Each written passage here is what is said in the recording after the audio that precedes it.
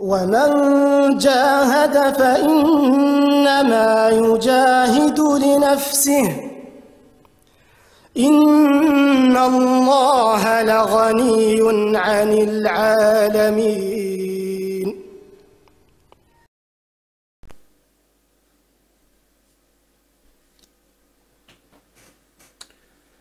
Salam alaikum à tous mes frères et sœurs en islam et belle journée à tous mes frères et sœurs en humanité. Donc chers frères et sœurs, je suis très heureux de vous retrouver aujourd'hui. Donc nous sommes le jeudi 2 avril 2020. Donc je vous retrouve aujourd'hui pour une nouvelle vidéo concernant dans laquelle je vais vous lire et commenter un texte extrait de mon livre Je vous embrasse d'amour, composé donc d'écrits poétiques, politiques et philosophiques sur l'islam, agrémenté de versets du Coran.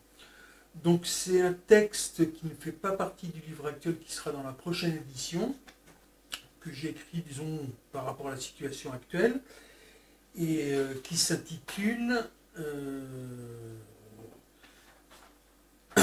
Virus, guerre, injustice, pollution, l'islam vaincra les illuminations capitalo-sionistes, Inch'Allah. Donc je vais vous lire ce texte et puis après je vais vous le commenter.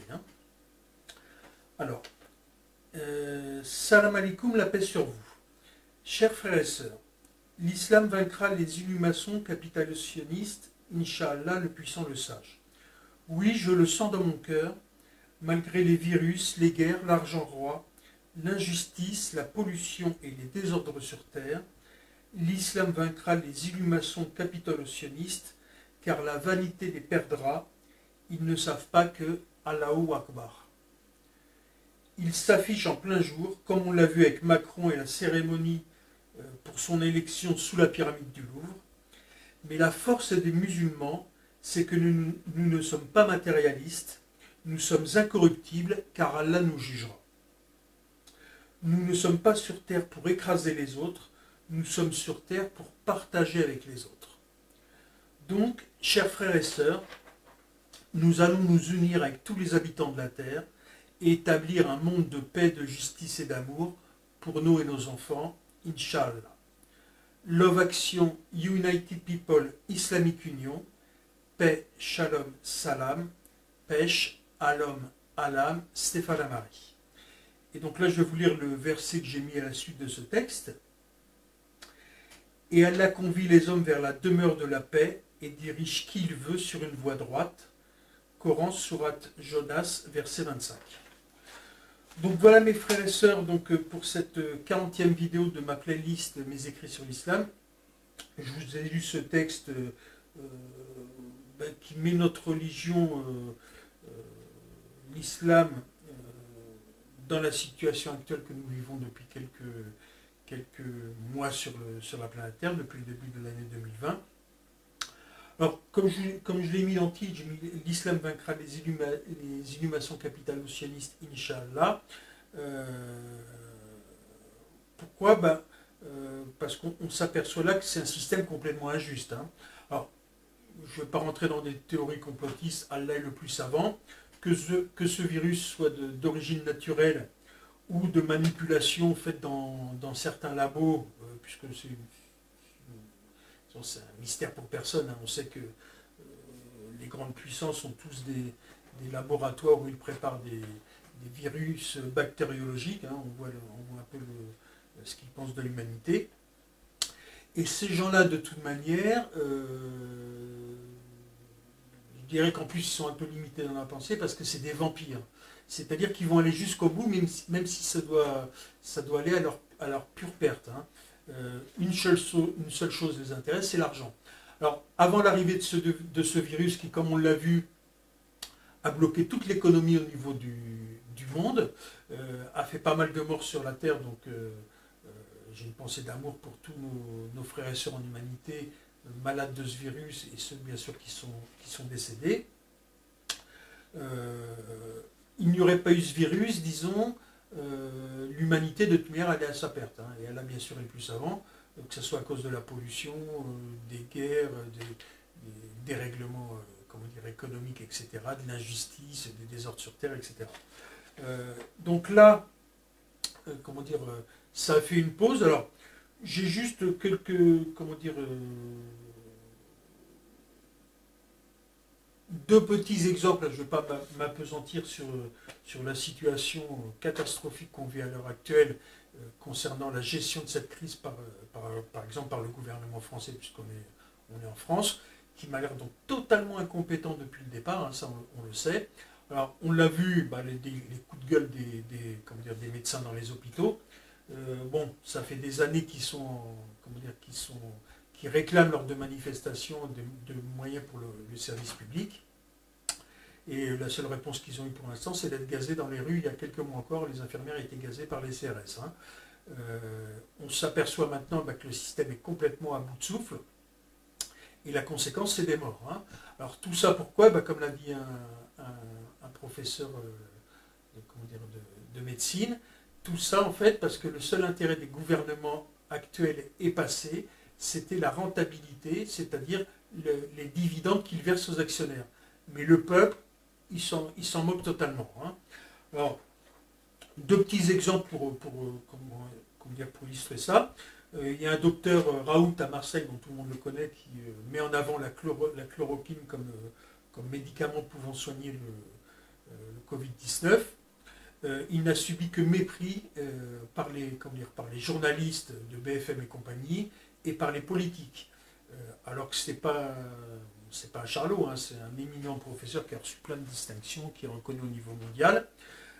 Un gouvernement compétent, à partir du moment où cette crise elle a été déclarée depuis 3 mois, le docteur Raoult, ça fait plusieurs mois qu'il parle de la chloroquine, depuis le début de la crise. Un gouvernement compétent aurait mis en essai directement la chloroquine, puisqu'ils veulent des essais sur un certain nombre de patients, ce qui peut être compréhensible. Mais ça, il fallait le faire au mois de janvier, c'est pas fin mars qu'il faut le faire. Hein. Le but de toute manière, bon, personne n'est dupe, hein, c'est comme la chloroquine c'est un médicament qui n'est pas cher, ça ne les intéresse pas d'avoir ce médicament efficace. Hein. Et à l'aller plus avant, eux ce qui les intéresse c'est de vendre des médicaments chers et éventuellement des vaccins. Là ce sera le jackpot. Hein. Alors, deuxième exemple de ce système illumaçon capitalo-sioniste, on l'a eu il y a un jour ou deux, donc c'est une notoriété publique maintenant. Bon, la France est complètement dépendante des puissances étrangères puisqu'on ne fabrique plus rien sur le sol, hein, puisque la France dans l'Union européenne a été vendue en petits morceaux, donc que ce soit les industries, les laboratoires pharmaceutiques, etc. Donc on n'était même plus capable de fabriquer des masques en quantité pour subvenir aux besoins de notre pays. Donc on est obligé d'importer ces masques de Chine et d'ailleurs. Et le gros exemple, mais vraiment où ça montre l'impuissance du gouvernement actuel, donc l'incompétence totale de Macron et compagnie, c'est l'événement qui s'est passé sur un aéroport en France, je crois, l'aéroport en Suisse, je ne sais pas, disons qu'un avion cargo qui venait de Chine pour livrer des masques à la France. Il y a des Américains qui sont venus sur le tarmac, qui ont payé cash la cargaison 3 fois plus cher et qui l'ont emmené aux États-Unis. Donc on se fait voler nos propres marchandises sur notre sol ou à proximité. Alors là, ça montre quoi? Ça montre que déjà, le système illumination capitalo-sioniste, comme je vous disais, c'est des vampires. Donc il n'y a aucune humanité chez ces gens-là. Chez les Américains, leur devise, c'est In God we trust, en Dieu nous croyons. Mais la plupart sont chrétiens, quoi qu'il y ait de plus en plus de musulmans. Mais la devise de Jésus, c'est aimez-vous les uns les autres. Hein. C'est pas voler aux uns pour donner aux autres. Hein. Donc ça, c'est un point. Donc on voit que, ce système ne respecte aucune règle, que ce soit pour les vendeurs ou pour les acheteurs, hein, puisque les vendeurs, les Chinois, à partir du moment où vous signez un contrat avec quelqu'un, vous honorez cette commande. Hein. Ce n'est pas parce qu'on vous offre 3 fois plus cher qu'il faut le vendre à une autre personne. Comme un de mes amis disait, la parole vaut l'homme ou l'homme ne vaut rien. Hein. Alors, donc, on l'a vu, ce système illumination capitalo-sioniste, ça amène des guerres, puisque les 3 industries principales de ce système, c'est le pétrole, les armes et les médicaments. Hein.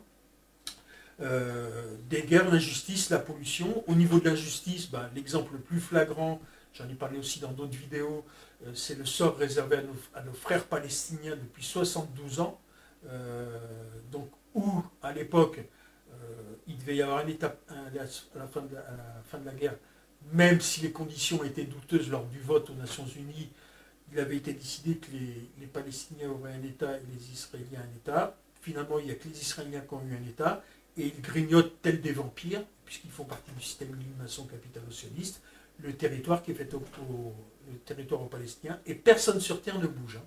Aucun chef d'État ne prend de position claire pour la Palestine, avec des actes, je parle. Hein. Il y a quelques paroles d'Erdogan et de la Tunisie, mais je parle des actes, c'est-à-dire un boycott total de l'État d'Israël jusqu'à ce que les Palestiniens aient un État libre et indépendant. Donc tout ça, en fait, c'est le système d'illumination capitalo-sioniste qui amène à la perte de l'humanité. Hein. Alors, Allah est clément et miséricordieux, donc avec ce virus, ben, il nous a donné un avertissement, puisque ça doit nous permettre de nous remettre en cause. Alors, les non-croyants, disons, pensent que c'est juste un virus, malgré que ça doit quand même tourner dans leur tête, et je pense que de plus en plus de personnes vont se poser la question, même s'ils ne sont pas croyants, des signes visibles du Créateur. Alors, je vais juste vous lire un verset qui, moi, me semble correspondre à cet avertissement qu'a voulu nous donner Allah, puisque Allah utilise ce qu'il veut pour donner des avertissements. Comme il est dit dans la sourate de la vache, versets 26 et 27. Donc je vais vous lire ces versets à nous de les méditer. Certes, Allah ne se gêne point de citer en exemple n'importe quoi, un moustique ou quoi que ce soit au-dessus. Quant aux croyants, ils savent bien qu'il s'agit de la vérité venant de la part de leur Seigneur. Quant aux infidèles, ils se demandent qu'a voulu dire Allah par un tel exemple. Par cela, nombreux sont ceux qui l'égarent, et nombreux sont ceux qui le guident.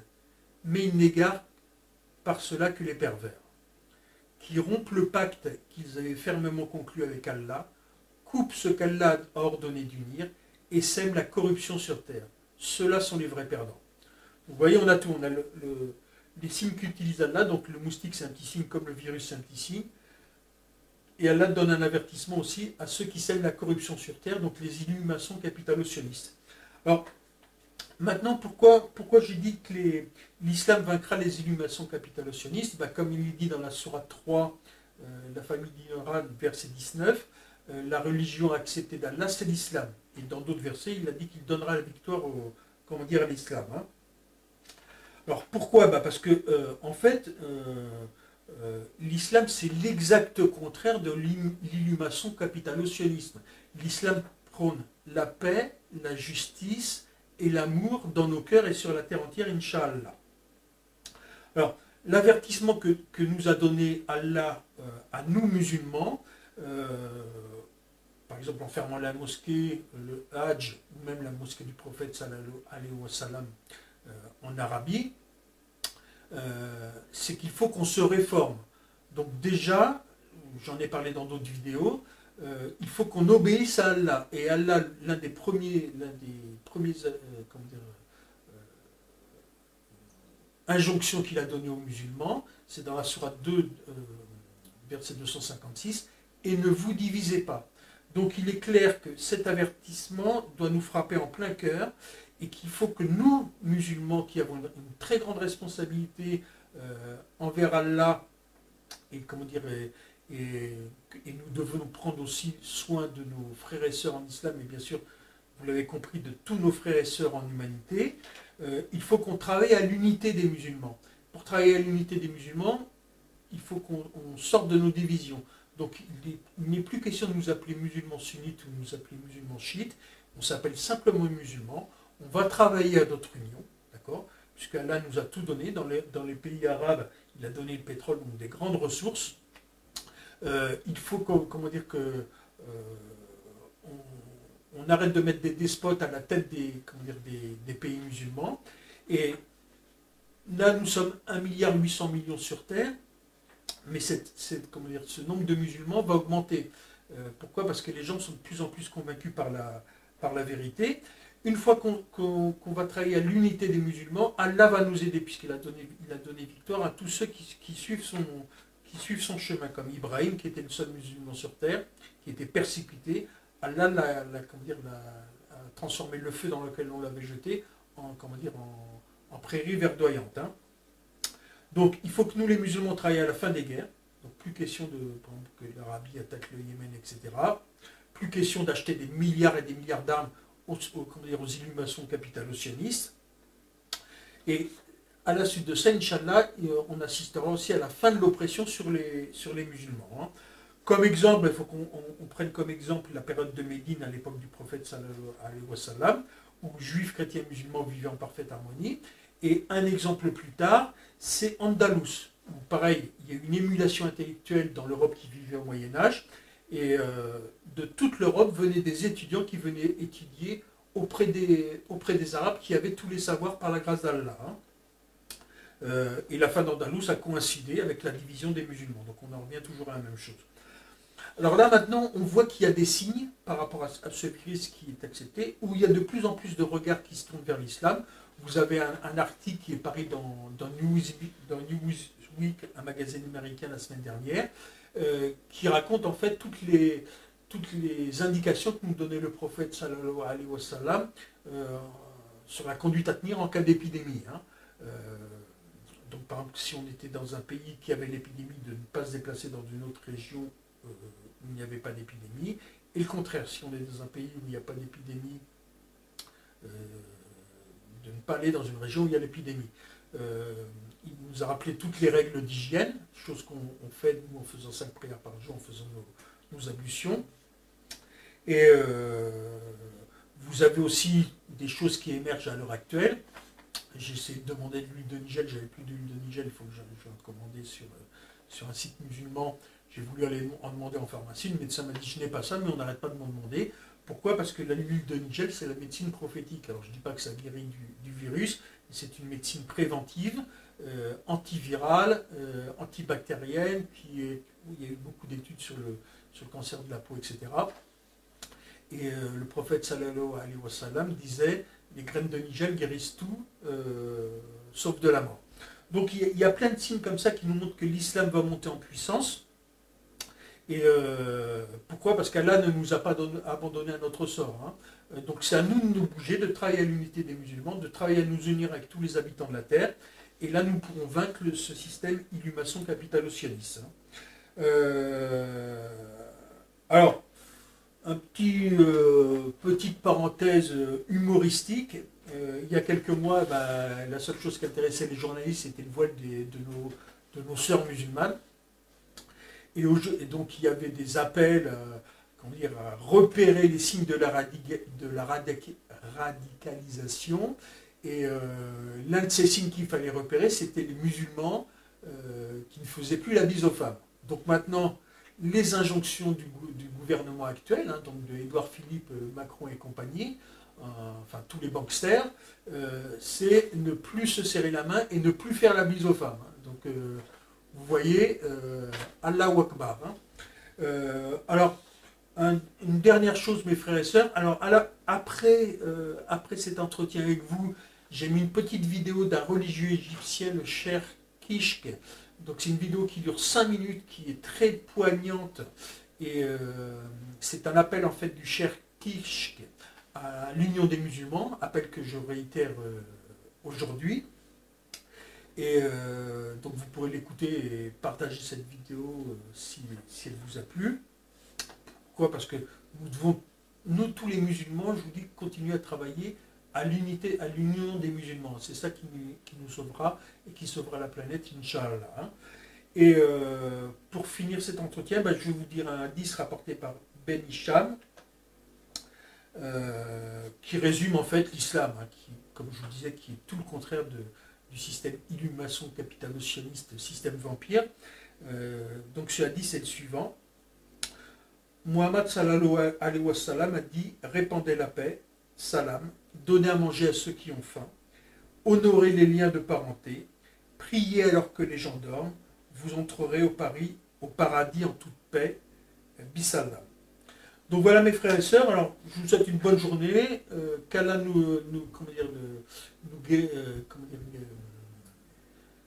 fasse que cette pandémie se termine avec le moins de morts et le moins de malades possible, et que nous puissions mettre sur la terre un système de justice, de paix et d'amour, parce que vraiment on en a marre de ces systèmes inhumation capitalo-sionisme. Donc vive l'islam, la religion de paix et d'amour. Et je vous dis à bientôt pour une prochaine vidéo, Inch'Allah.